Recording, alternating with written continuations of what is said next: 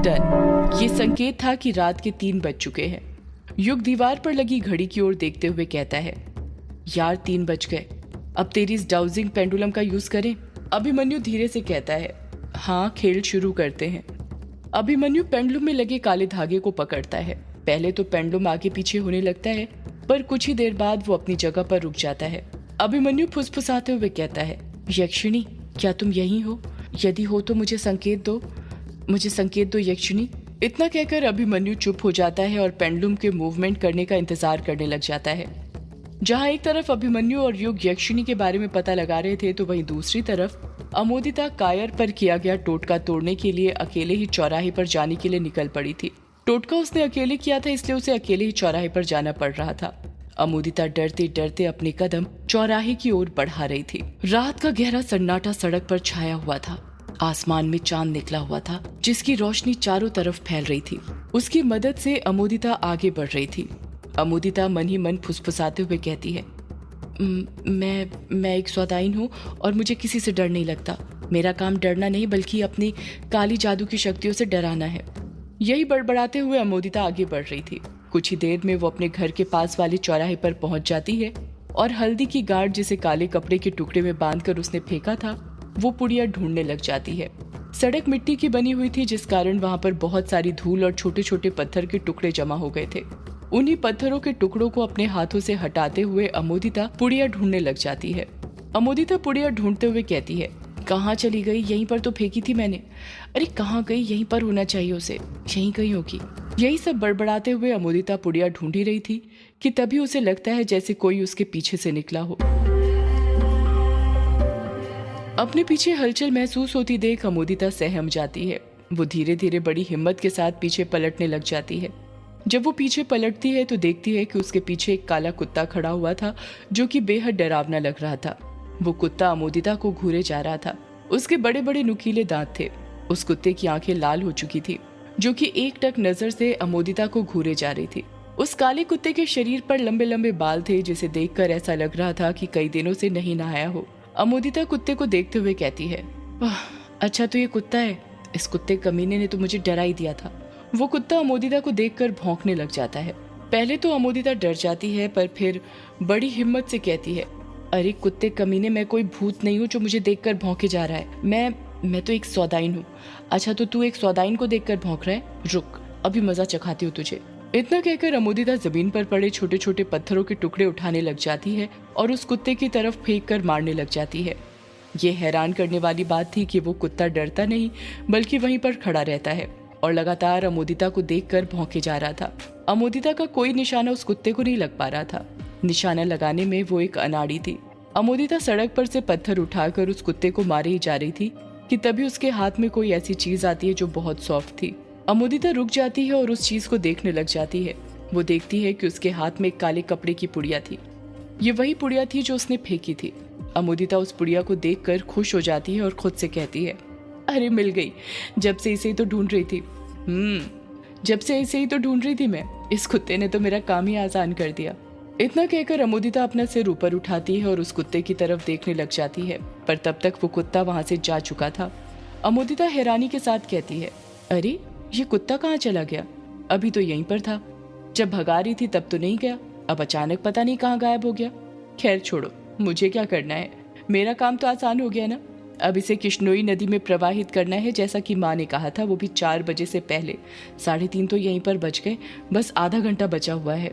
इतना कहकर अमोदिता अपने कदम किश्नोई नदी की ओर बढ़ाने लग जाती है। इस तरफ अभिमन्यु और युग यक्षिणी का पता लगा रहे थे। अभिमन्यु अपने हाथ में डाउजिंग पेंडुलम लेकर खड़ा हुआ था और काफी देर से पेंडुलम के हिलने का इंतजार कर रहा था, पर उसमें कोई मूवमेंट नहीं हो रहा था। अभिमन्यु फिर अपनी तरफ से कोशिश करते हुए कहता है, यक्षिणी अगर तुम यहाँ हो तो मुझे संकेत दो। युग उबासी लेते हुए कहता है, यार मुझे नहीं लगता इससे कुछ होने वाला है। तेरा ये डिवाइस भी बाकी के डिवाइस की तरह खराब ही है। अभिमन्यु युग पर गुस्सा करते हुए कहता है, युग तू 2 मिनट चुप रहेगा? जब से देख रहा हूँ बक कर रहा है। ऐसा लग रहा है कछुए की कमी तू पूरी कर रहा है। मैंने कहा था ना, इस विधि में ध्यान लगाना बहुत जरूरी है। तू मुझे ध्यान ही नहीं लगाने देगा तो मैं यक्षिणी के बारे में कैसे पता लगाऊंगा? मुझे अपने मन को अचेतन कर ब्रह्मांड में घूम रही तरंगों के साथ संपर्क साधने दे, समझा? अभिमन्यु का गुस्सा देखकर युग एकदम चुप हो जाता है। अभिमन्यु अपने दूसरे हाथ में डाउजिंग पकड़ता है और एक गहरी सांस लेकर आहिस्ते से कहता है, क्या यहाँ पर कोई अदृश्य शक्ति है? अगर है तो हमें संकेत दो। अभिमन्यु और युग एकटक नजर से पेंडुलम की ओर देखने लग जाते हैं। उन दोनों की नजर पेंडुलम से हट ही नहीं रही थी और देखते ही देखते वो पेंडुलम अभिमन्यु के राइट हैंड साइड मूवमेंट करने लग जाता है, जिसका ये मतलब था कि कोठी के अंदर कोई न कोई अदृश्य शक्ति जरूर है। पेंडुलम को हिलता हुआ देखकर अभिमन्यु खुश हो जाता है और उत्साहित होते हुए कहता है, अगर यहाँ पर कोई अदृश्य शक्ति है तो मुझे बताओ कि वो किस साइड है। मुझे राह दिखाओ, ब्रह्मांड की तरंगे अपना करिश्मा दिखाओ। वो पेंडुलम सीढ़ियों की दिशा की ओर हिलने लग जाता है। अभिमन्यु पेंडुलम की ओर देखते हुए कहता है, यार ये तो ऊपर के कमरे की तरफ इशारा कर रहा है। युग हैरानी के साथ कहता है, इसका मतलब ये है कि यक्षिणी ऊपर वाले कमरे में है। वो दोनों टाइम वेस्ट न करके पेंडुलम की दिशा की ओर सीढ़ियों की तरफ बढ़ने लग जाते हैं। पेंडुलम की दिशा का पीछा करते करते वो दोनों रूम नंबर 666 के पास पहुंचने ही वाले थे कि तभी 666 रूम नंबर के बगल में जो कमरा था उसमें से बहुत गंदी स्मेल आने लग जाती है। वो कमरा किसी और का नहीं बल्कि युग का था। अभिमन्यु कहता है, यार ये तेरे कमरे से इतनी गंदी बदबू कैसी आ रही है? ऐसा लग रहा है जैसे कोई मर गया है, बॉडी सड़ने जैसी गंध है। युग अपनी नाक बंद करते हुए कहता है, ऐसा मत बोल यार, मेरे कमरे के अंदर कायर है, वही तो मेडिसिन खाकर सो रहा है। जैसे ही युग ये बात बोलता है उन दोनों की सिट्टी पिट्टी गुल हो जाती है। वो दोनों जल्दी से युग के कमरे के अंदर घुस जाते हैं। कमरे के अंदर जाते से ही वो बदबू और बढ़ जाती है और उनके नथनों में घुसने लग जाती है। जब वो कमरे में जाते हैं तो देखते हैं कि कायर बिस्तर पर लेटा हुआ था। युग एक हाथ से अपनी नाक बंद करता है और दूसरे हाथ से कायर की नब्ज चेक करने लग जाता है। अभिमन्यु पूछता है, क्या हुआ, ठीक तो है ना ये? युग कुछ देर रुक कर कहता है, हाँ यार ठीक तो है, नब्ज तो चल रही है, फिर ये इतनी गंदी बदबू कहाँ से आ रही है? यार ये तो मेरी समझ में भी नहीं आ रहा, मुझसे तो सहा ही नहीं जा रहा। अभिमन्यु और युग अपने आसपास देखने लग जाते हैं और पता करने की कोशिश करने लग जाते हैं कि वो बदबू कहाँ से आ रही थी। बदबू धीरे धीरे बढ़ती जा रही थी। अभिमन्यु और युग आसपास देख ही रहे थे कि तभी युग की नजर टेबल पर रखी पॉलीथीन पर पड़ती है। उस पॉलीथीन पर करीब 20-30 मक्खियां भिनभिना रही थी। युग उस पॉलीथीन की ओर हाथ से इशारा करते हुए कहता है, यार वो देख, उस पॉलीथीन के ऊपर इतनी सारी मक्खियां भिनभिना रही हैं। इस पॉलीथीन में क्या है? अभिमन्यु बिना युग के किसी सवाल का जवाब दिए अपने कदम उस पॉलीथीन की ओर बढ़ाने लग जाता है। जैसे जैसे वो अपने कदम उस पॉलीथीन की ओर बढ़ाते जा रहा था, बदबू बढ़ती जा रही थी। जब अभिमन्यु उस पॉलीथीन के पास पहुंचता है और उसे उलटता है तो देखता है कि उसके अंदर मछलियां रखी हुई थी। ये वही मछली थी जो युग को यामिनी ने दी थी। वो मछलियां पूरी तरह सड़ चुकी थी और उसके अंदर से मरे हुए इंसान की बदबू आ रही थी। अभिमन्यु सड़ी हुई मछली को देखते हुए कहता है, यार ये बदबू तो इन मछलियों के अंदर से आ रही है।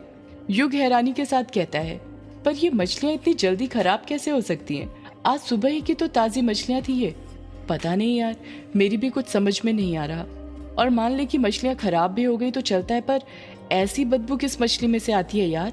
ऐसा लग रहा था जैसे कई लाशें हो अंदर जो सड़ रही हो।